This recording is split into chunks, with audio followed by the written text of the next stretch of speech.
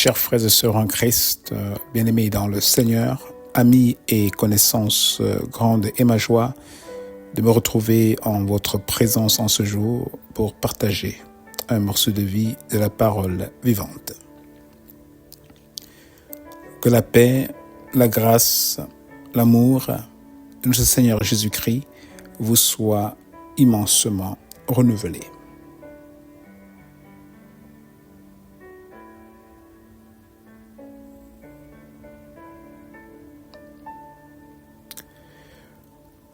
Voici la parole vivante. Or la foi est une ferme assurance des choses qu'on espère, une démonstration de celles qu'on ne voit pas. Hébreux 11, verset 1. Or la foi est une ferme assurance des choses qu'on espère, une démonstration de celles qu'on ne voit pas. Seigneur, pourquoi m'éprouves-tu tant? Tel est le titre de ce message du jour. L'un des objectifs que l'Éternel cherche à atteindre dans notre relation avec lui est que nous développions une entière dépendance à son égard, une confiance totale en celui qui sait tout, qui peut tout et de qui viennent toutes bonnes choses. Cette attitude de dépendance s'appelle la foi.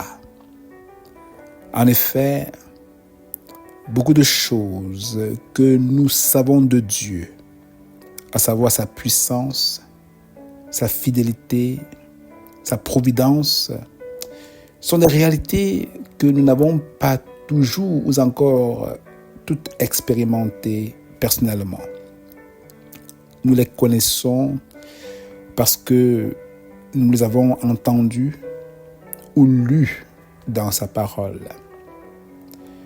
Mais Dieu désire que ces vérités quittent le domaine de la connaissance pour devenir des expériences vécues. Prenons par exemple l'exemple d'Abraham et de Sarah. Ce couple aimait Dieu et le servait fidèlement. Pourtant, pendant de longues années, ils attendirent l'enfant que Dieu leur avait promis. Les années passaient, leur corps vieillissait, l'espoir semblait s'éloigner. Dieu avait promis, mais ni le moment, ni la manière ne leur avaient été révélés. Leur foi était éprouvée. Fallait-il continuer à attendre de Dieu malgré l'âge avancé? Ou fallait-il, n'est-ce pas, que Abraham et Sarah prennent les choses en main? On va voir dans la parole que Sarah a choisi un moment la seconde option, c'est-à-dire en donnant sa servante, Agar, à Abraham afin qu'il ait un enfant par elle. Mais pendant tout ce temps, Dieu demeura fidèle à sa promesse. Au temps fixé, malgré la vieillesse, Isaac, l'enfant de la promesse, naquit. Par cette attente, Dieu leur apprenait qu'il vaut toujours la peine de lui faire confiance, même lorsque ses promesses semblent tarder. Un deuxième serviteur de Dieu, Daniel, connut lui aussi l'épreuve de la foi. Devait-il se prosterner devant les faux dieux pour sauver sa vie ou demeurer fidèle à son Dieu? Malgré l'interdiction du roi, Daniel continua à prier. Sa foi fut poussée jusqu'à ses limites lorsqu'il fut jeté dans la fosse aux lions. C'est précisément dans cette épreuve que Daniel vit la puissance de Dieu se manifester. L'Éternel envoya ses anges fermer la gueule des lions. après une telle délivrance? Mon frère, ma sœur, comment Daniel aurait-il pu cesser de faire confiance à son Dieu? Comment aurait-il pu? David, vous le connaissez certainement bien. L'homme selon le cœur de Dieu. Il fut également éprouvé. Il avait été oint comme roi par le prophète Samuel. Pourtant, au lieu de monter immédiatement sur le trône, il passa des années à fuir devant Saül, qui cherchait à le tuer. Certainement qu'au milieu de cette souffrance, David se demandait: jusqu'à quand, Éternel, m'oublieras-tu sans cesse? Jusqu'à quand me cacheras-tu ta face? Jusqu'à quand aurai-je des soucis dans mon âme et chaque jour des chagrins dans mon cœur? Jusqu'à quand mon ennemi s'élèvera-t-il contre moi? Psaume 13, versets 1 à 2. Entre le jour où David fut oint et celui où il fut établi comme roi sur Israël, il s'écoula probablement entre 15 et 22 ans. Des années d'attente, d'épreuves, des années de fuite, des années durant lesquelles Dieu semblait silencieux. Jusqu'à quand, Seigneur? Ce n'est pas seulement David, ni Daniel, même l'apôtre Paul a connu lui aussi les souffrances, les épreuves dans sa foi. Il a été battu, persécuté, emprisonné, rejeté. Et il pouvait déclarer que nous sommes pressés de toutes manières, mais non réduits à l'extrémité. Dans la détresse, mais non dans le désespoir. Persécuté, mais non abandonné. Abattu, mais non perdu. Et que dire de notre Seigneur Jésus-Christ? Lui aussi traversa l'épreuve la plus douloureuse. Dans le jardin d'Éden, dans le jardin de Gethsemane, j'allais dire, il fut saisi d'angoisse et de tristesse. Et il dit: mon âme est triste jusqu'à la mort. Restez ici et veillez avec moi. Matthieu 26, verset 38. Puis il pria: mon Père, s'il est possible que cette coupe s'éloigne de moi. Toutefois, non pas ce que je veux, mais ce que tu veux. Matthieu 26, verset 39. Peut-être aujourd'hui, toi aussi, mon frère, ma sœur, tu traverses une saison difficile. Tu t'écris jour et nuit: Seigneur, pourquoi m'éprouves-tu tant? Peut-être il y a une maladie qui perdure. Peut-être tu as subi une perte d'un être cher. Peut-être tu attends voir une porte qui se refuse de s'ouvrir jusqu'ici. L'attente dure. La situation dont tu traverses, oui, tu ne comprends ni la raison ni le but. Et ton cœur crie: jusqu'à quand, Seigneur? Pourquoi éprouves-tu autant ma foi? Pourquoi laisses-tu cette situation durer? Pourquoi laisses-tu ces moqueries à mon endroit? Pourquoi laisses-tu ce rejet? Pourquoi cette attente interminable? Pourquoi?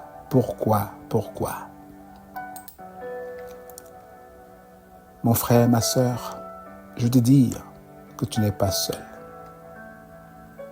Tous les héros de la foi que j'ai cités tantôt sont passés par là. Mais Dieu ne les avait pas abandonnés. Dieu avait un but dans chacune de leurs épreuves. Dieu a un but lorsqu'il laisse ses enfants traverser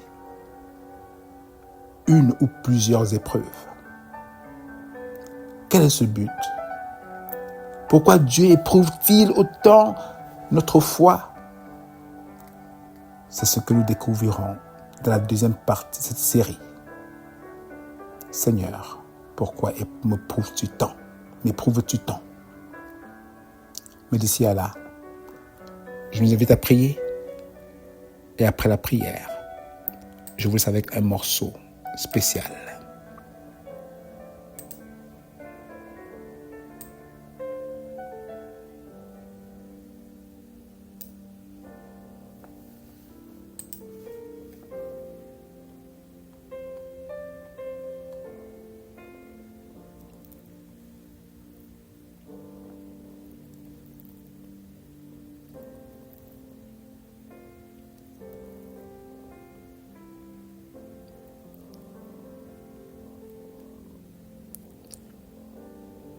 Père céleste, tes enfants traversent diverses épreuves et se posent 1000 questions. Jusqu'à quand, Seigneur? Jusqu'à quand cette situation durera-t-elle? Jusqu'à quand cette porte demeurera-t-elle fermée? Jusqu'à quand cette maladie finira? Jusqu'à quand ces moqueries continueront-elles? Seigneur, es-tu toujours avec nous?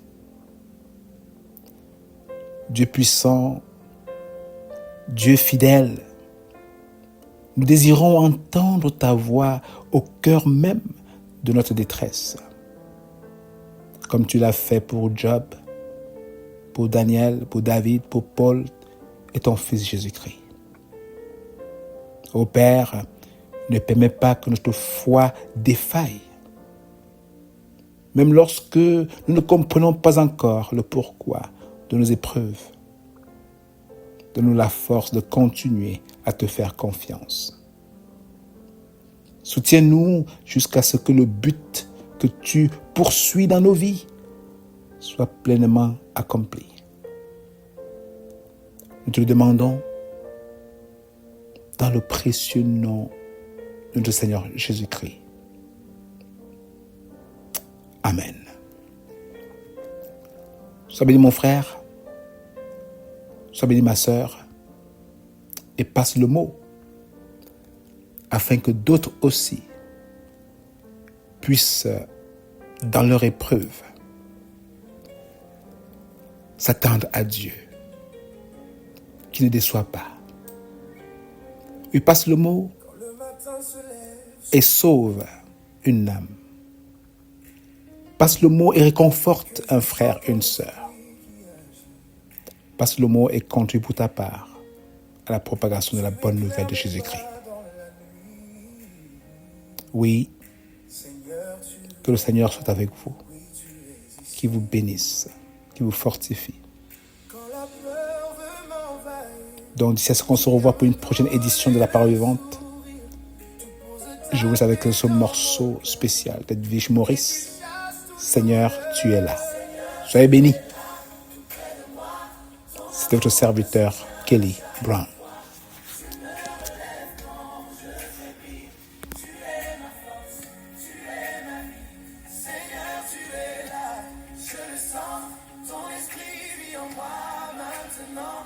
Je t'adore, ô roi des cieux, mon sauveur, mon précieux Dieu. Quand les vents soufflent sur ma foi, je m'accroche encore à toi. Même si tout semble s'effondrer, je sais que tu vas m'aider. Tu me parles dans le silence, tu remplis mon âme d'espérance. Et quand je lève mes mains vers toi, je sens ton feu descendre sur moi. Seigneur, tu es là, tout près de moi.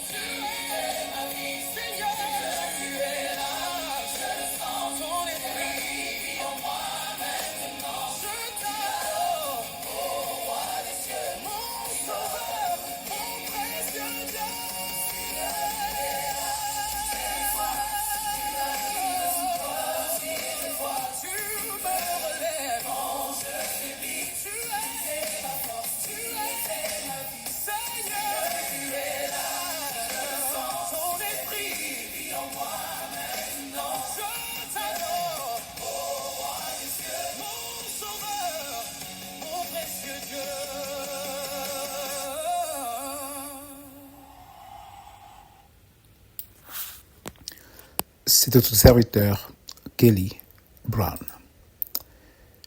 Si vous voulez en savoir plus,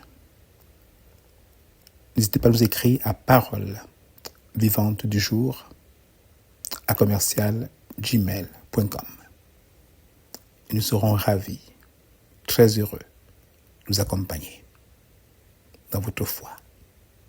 Le Seigneur est là. Ne vous découragez pas. À bientôt.